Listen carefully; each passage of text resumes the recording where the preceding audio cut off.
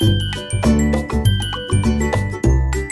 आप सभी का हमारे YouTube चैनल आइडियल देव क्लासेस में स्वागत है। बच्चों, आज हम आपके लिए 8 ग्रेड अभ्यास पुस्तिका विषय गणित लेके आए हैं जो कक्षा 8वीं के लिए। और इस 8 ग्रेड अभ्यास पुस्तिका को मध्य प्रदेश राज्य शिक्षा केंद्र भोपाल द्वारा वर्ष 2023-24 के लिए बनाया गया है। और आज इस वीडियो के माध्यम से आपको हम अध्याय 6 घन और घनमूल बताएंगे। चलिए, अध्याय 6 में घन और घनमूल दिया है। इसका कुछ परिचय दिया है, स्टार्टिंग में कुछ महत्वपूर्ण जानकारियाँ दिया है। देख लीजिए, यहाँ पे ये जानकारियों को आप ध्यान से पढ़ लीजिए। जैसे हम जानते हैं कि घन ज्यामितीय आकृति है, ऐसी ठोस आकृति जिसकी सभी भुजाएं बराबर होती हैं, वो क्या कहलाती है? घन कहलाती है। जैसे 2 सेंटीमीटर भुजा वाला घन बनाने के लिए 1 सेंटीमीटर भुजा वाले 8 घनों की आवश्यकता होगी। देखिए, 2 सेंटीमीटर भुजा वाले घन बनाने के लिए 1 सेंटीमीटर भुजा वाले कितने घनों की आवश्यकता होगी? 8 घनों की आवश्यकता होगी। इसी प्रकार 3 सेंटीमीटर भुजा वाला घन बनाने के लिए 1 सेंटीमीटर भुजा वाले 27 घनों की आवश्यकता होगी। देखिए, ये एक घन हो गया। अब हमें 2 सेंटीमीटर घन वाले बनाना है तो कितने घनों की आवश्यकता होगी? 8 घनों की। 3 सेंटीमीटर बनाना है भुजा वाले तो कितने घनों की आवश्यकता होगी? 27 घनों की आवश्यकता होगी। अब इसमें दिया है, आप ध्यान दीजिए, नीचे क्या लिखा हो, पढ़िए उसे अच्छे से। क्या दिया है?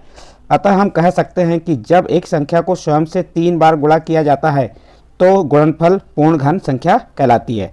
हम क्या, जब एक संख्या को स्वयं से कितने बार? 3 बार गुणा किया जाता है तो गुणनफल पूर्ण घन संख्या होती है। इस प्रकार से यहाँ देखिए, यहाँ पे 1 से 10 तक घनों का अवलोकन करते हैं। इसको हम शॉर्ट में बता देते हैं आपको। जैसे 1 का घन है ना, 1 का 3 बार गुणा, 1 गुणित 1 गुणित 1 1 हो गया। इसी प्रकार 2 का घन निकालना है आपको तो 2 गुणित 2 गुणित 2 बराबर 8। 3 का घन निकालना है तो 3 गुणित 3 गुणित 3 27। 4 का घन निकालना है 4 गुणित 4 गुणित 4। 5 का घन निकालना। इस प्रकार से आप कहाँ तक निकाल सकते हैं? 20 तक या अनंत तक निकाल सकते हैं। लेकिन यहाँ कहाँ तक दिया? 20 तक। जैसे यहाँ पे 2 का घन कितना हो गया? 8। जब हमें 2 का घन 8 मालूम हो गया तो 8 का घनमूल भी मालूम हो जाएगा। 8 का घनमूल क्या होगा? 2। उसके विपरीत चलना है। जैसे 3 का घन 27 है तो 27 का घनमूल क्या हो जाएगा? 3। 4 का घन 64 है तो 64 का घनमूल क्या हो जाएगा? 4। 5 का घन 125 है तो 125 का घनमूल क्या हो जाएगा? 5। 6 का घन 216 है तो 216 का घनमूल क्या हो जाएगा? 6। इसी प्रकार जो उस संख्या का घन है वह संख्या उसका घनमूल भी कहलाती है। इन संख्याओं पर विचार करें तो कुछ रोचक तथ्य मिलेंगे। संख्या 1 से 1000 तक केवल 10 पूर्ण घन है। संख्या 1 से 1000 तक केवल 10 पूर्ण घन है। सम संख्याओं के घन सम संख्या है और विषम संख्याओं के घन विषम संख्या है। पूर्ण घन संख्याओं के अंत में शून्यों की संख्या सम संख्या एवं विषम संख्या में होती है। जैसे 10 का घन 3 है 1000, 20 का घन है 8000 और 100 का घन मीन्स कितना हो गया? ये 10 लाख। क्रमागत विषम संख्या से भी आप घन निकाल सकते हैं। जैसे 1 का घन, क्रमागत विषम संख्या कौन सी होती है? 1, 3, 5, 7, 9, 11 ये विषम संख्या है। क्रम से चलेंगे। जैसे 1 तो 1 का घन 1, 3 में 5 जोड़े क्या हो गया? 8। 8 किसका घन हो गया? 2 का घन हो गया। 7, 9 और 11 को जोड़े 27। 27 किसका घन हो गया? 3 का घन हो गया। इसी प्रकार से इनको जोड़े 13, 15, 17, 19 तो कितना हुआ? 64 और 64 किसका? 4 का घन। इसी प्रकार 5 का घन। तो क्रमागत विषम संख्याओं को जोड़कर भी घन बनाना सीख सकते हैं आप। घनमूल, अभी हमने आपको घनमूल बताए थे। जैसे मान के चलो 2 का घन 8 है तो 8 का घनमूल क्या हो जाएगा? 2। तो इसी प्रकार से जैसे यहाँ पे एक उदाहरण के रूप में ये घनमूल का चिन्ह हो गया। ये इस प्रकार घनमूल से व्यक्त किया जाता है इसे। और यहाँ दिया आपको एक उदाहरण दिया है 3375 का घनमूल अभाज्य गुणनखंड विधि द्वारा ज्ञात कीजिए। तो ये 3375 के अभाज्य गुणनखंड निकाले। देखिए यहाँ पे 3 के 3 जोड़े बन रहे हैं तो 3 की घात 3, 5 की घात 3। 5 के 3 जोड़े हैं तो 5 की घात 3 हो गई। 3 गुणित 5 पूरे की घात 3, 3 5 15, 15 की घात क्या हो गई? 3। तो यहाँ पे 3 जो है 3375 15 का घन है। देखते हैं आप, यहाँ सारणी में भी बताए थे 15 का घन कितना है। देख लीजिए यहाँ पे 3375 दिया हुआ है। तो ये 3375 किसका घन है? 15 का। और 3375 का घनमूल क्या हो जाएगा? 15। 15 का घन 3375 और 3375 का घनमूल क्या हो जाएगा? 15। अब इससे संबंधित कुछ प्रश्न दिए हुए हैं। इन प्रश्नों को अपन ध्यान से देख लेते हैं। प्रश्न क्या दिए हैं? प्रश्नों को पढ़कर दिए गए विकल्पों में से सही उत्तर चुनकर लिखिए और सामने दिए गए सही घेरे को भरिए। यहाँ दिया 23 के घन में इकाई का अंक है। तो आपको क्या निकालना पड़ेगा? यहाँ पे 23 का घन निकालना पड़ेगा और 23 के घन में आपको क्या बताना पड़ेगा? इकाई का अंक। तो चलिए हम 23 का गुणा क्या करते हैं? यहाँ पे किसका निकालना? 23 का घन। तो 23 का घन कैसे निकालेंगे आपको बता दे रहे हैं। जब 23 का आप गुणा करेंगे 23 गुणित 23 गुणित 23 तो उसका इकाई का अंक क्या आ जाएगा? उसका इकाई का अंक आपका आ जाएगा 7। तो इसके लिए इसका सही आंसर क्या हो जाएगा? बी नंबर का ऑप्शन इसका सही होगा। इसी प्रकार निम्नलिखित में कौन सी संख्या पूर्ण घन है? तो यहाँ पे ये 216 जो है ये क्या है? पूर्ण घन संख्या है। इसके बाद नेक्स्ट प्रश्न देखते हैं, प्रश्न नंबर 3। निम्नलिखित में से किसका इकाई का अंक 9 है? तो किसका इकाई का अंक 9 कह रहा है यहाँ पे? तो हम क्या करेंगे? जैसे यहाँ पे दिया है 8 की घात 3, 9 की घात 3, 7 की घात 3 और 3 की घात 3, तो इसका सही आंसर आ जाए 9 की घात 3। जब आप 9 गुणित 9 गुणित 9 करेंगे तो उसका इकाई का अंक क्या आएगा, 9 9 81, और 81 में किसका गुणा कर देंगे आप, 9 का गुणा करेंगे तो कितना आएगा, 729 आएगा। तो 729 आ गया आपका, ये 729 में ये आपका क्या हो जाएगा, इकाई का अंक। तो इसका सही आंसर कौन सा हो जाएगा आपका, बी नंबर का ऑप्शन सही होगा। फिर 100 के घन में शून्य की संख्या कितनी, तो आपका 100 का घन है, 100 गुणित कितने बार लिखेंगे, 3 बार लिखेंगे। 100 गुणित 100 गुणित 100 लिख दिए हमने 3 बार, ये लिख दिए। इसमें 2 2 4 और 2 कितने शून्य है, 6 शून्य। तो यहाँ पे आपका 100 के घन में शून्य की संख्या कितनी हो जाएगी, 6। तो इसका बी नंबर का ऑप्शन सही हो जाएगा आपका। नेक्स्ट क्वेश्चन देखिए, यहाँ पे 1000 का घनमूल बराबर है किसका, तो देखिए 10 का घन क्या होता है, 1000 होता है, तो 1000 का वर्गमूल क्या हो जाएगा, 10। तो इसका सही आंसर आ जाएगा ए नंबर का। और जो आपको यहाँ पे जो डिब्बे दिए इनमें आप क्या कर देंगे, काला नीला छायांकित भाग कर देंगे इस प्रकार से। यहाँ पे ए नंबर पे है तो ए नंबर पे, बी नंबर पे है तो बी नंबर पे। नेक्स्ट आप चलिए आगे देखते हैं, आगे प्रश्न क्या दिया हुआ है। प्रश्न नंबर 6, 5 सेंटीमीटर भुजा वाले घन का आयतन ज्ञात कीजिए। यहाँ पे आपको घन का आयतन ज्ञात करने के लिए कहा है और भुजा दिया है कितना, 5 सेंटीमीटर। तो घन के आयतन का सूत्र क्या होता है, भुजा की घात 3। भुजा कितनी है, 5, तो 5 की घात 3 है, 5 का 3 बार गुणा, 5 गुणित 5 गुणित 5, 5 25, 25 पंचे 125। तो ये क्या आ गया, घन का आयतन 125। अतः घन का आयतन कितना हो गया आपका, 125 घन सेंटीमीटर। इस प्रकार प्रश्न नंबर 6 कंप्लीट हुआ। नेक्स्ट अगला प्रश्न देखते हैं, प्रश्न नंबर 7, वह सबसे छोटी संख्या ज्ञात कीजिए जिससे 256 को गुणा करने पर पूर्ण घन संख्या बन जाए। प्रश्न क्या कह रहा है, वह सबसे छोटी संख्या ज्ञात कीजिए जिससे 256 को गुणा करने पर वह पूर्ण घन संख्या बन जाए। तो देखिए बच्चों, यहाँ पे जो 256 है इसके क्या निकाल लीजिए आप, अभाज्य गुणनखंड। अभाज्य गुणनखंड कैसे निकालेंगे, इस प्रकार से निकालेंगे। यहाँ पे अभाज्य गुणनखंड निकाल लेंगे इसका, हम देखते हैं अभाज्य गुणनखंड निकाल के आपको बताते हैं कैसे निकालते हैं। वह सबसे छोटी संख्या ज्ञात कीजिए, तो देखिए 256 लिख दिया आपने। फिर अभाज्य संख्या कौन कौन सी होती हैं, 2 3 5 7, ये अभाज्य संख्या होती है। 2 से स्टार्ट करेंगे। सबसे पहले देखेंगे 256 में 2 का भाग जाएगा क्या, हाँ, क्योंकि इसकी इकाई में 6 है। यदि इकाई में 0 2 4 6 8 होता है तो 2 का भाग चले जाएगा। 2 का भाग 256 दी कितने बार गया, 128 बार। 2 एकम 2, 2 दूनी 4, बच गया 1, 2 8 16। फिर 2 का भाग 128 में दी 64 बार गया। फिर 2 का भाग 64 में दी 32 बार गया। 2 का भाग 32 में दी 16 बार गया। 2 का भाग 16 में दी 8 बार गया। और 2 का भाग 8 में दी 4 बार गया। फिर 2 का भाग 4 में दी 2 बार गया। तो ये क्या निकल गया आपके 256 के अभाज्य गुणनखंड, ये निकल गए 2 गुणित 2 गुणित 2 गुणित 2 गुणित 2 गुणित 2 गुणित 2, कितने बार 2 आ गए, 8 बार। अब इसमें हमको घन वाली बात कर रहा है, 3 3 के जोड़े बना लीजिए। तो देखिए यहाँ पे इस 2 के 3, एक 2 का 3 जोड़ा बन रहा है, दूसरे 2 का 3 जोड़ा बन रहा है। लेकिन यहाँ पे ये 2 तीसरे नंबर पे आ रहे हैं तो हम 2 गुणित 2 है, तो यहाँ पे घन करने के लिए यानी कि 3 का जोड़ा बनाने के लिए एक 2 कम है।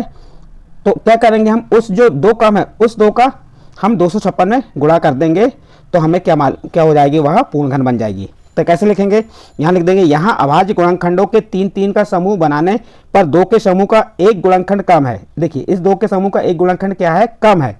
अतः 2 से गुणा करने पर संख्या 256 पूर्ण घन बन जाएगी।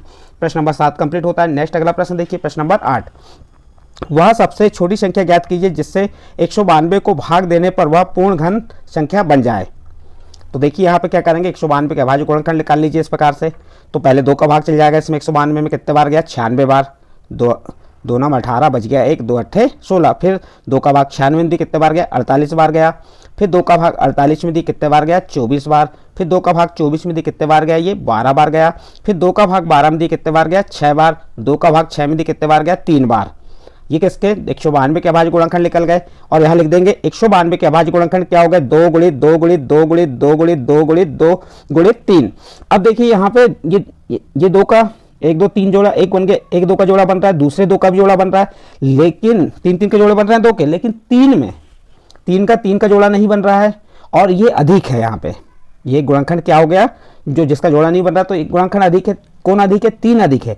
तो 192 में हम क्या करेंगे, 3 का भाग दे देंगे तो वह संख्या कैसी बन जाएगी, पूर्ण घन बन जाएगी। यहाँ क्या लिखेंगे, यहाँ अभाज्य गुणनखंड के 3 3 के समूह बनाने पर गुणनखंड 3 अधिक है। ये गुणनखंड 3 क्या है, अधिक है।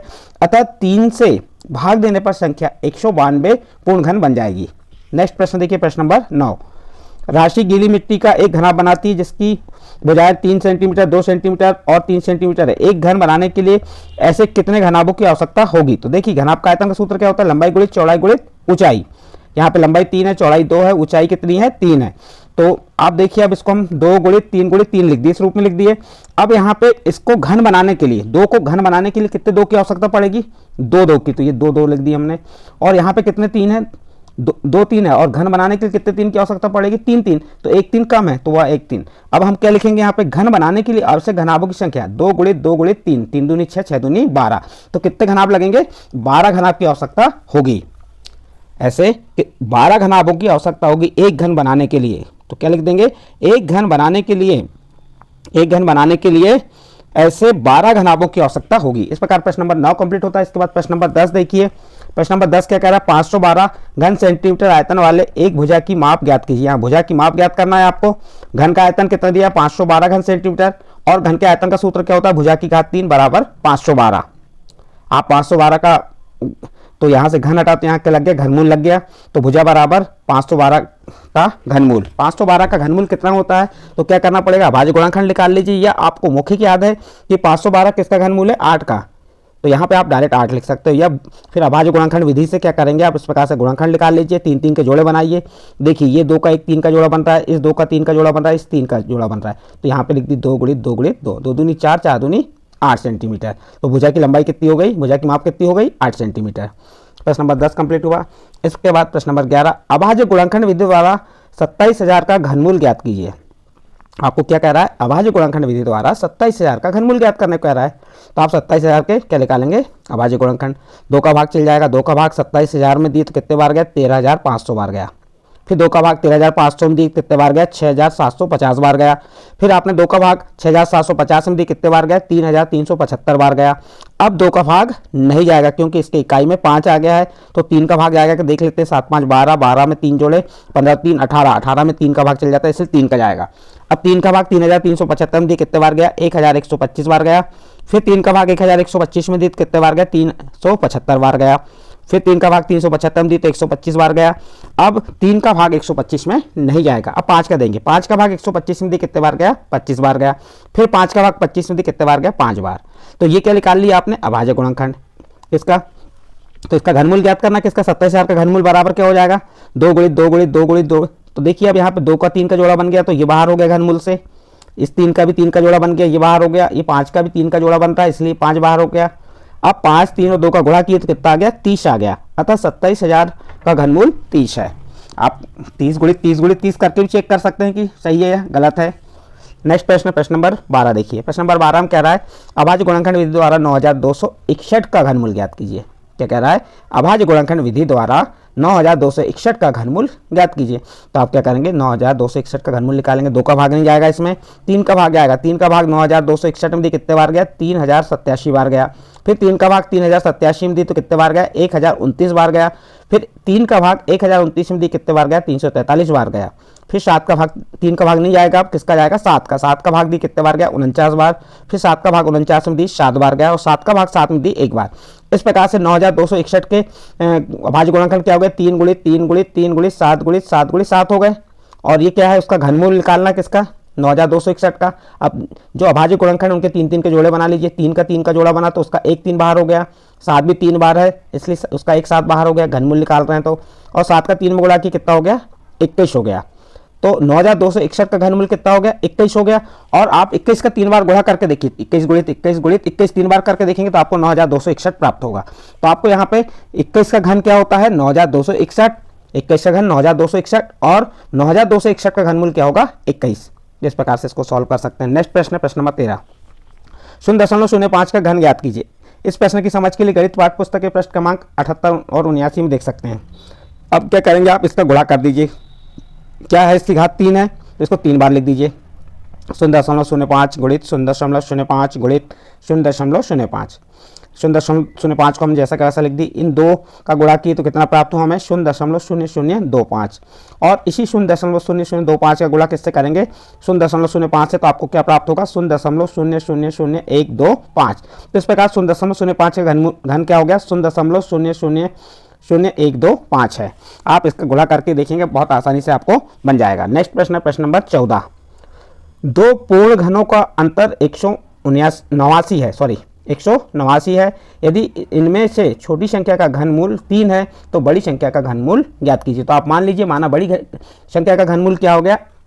ए, तो ए का घन और छोटी संख्या का घन मूल दिया है 3, तो 3 का घन एक, और उनका अंतर कितना कह रहा है 189, ये हो गया अंतर 189। तो ए का घन ऋण 3 का घन बराबर 189। इसको इस प्रकार सॉल्व कर लेंगे।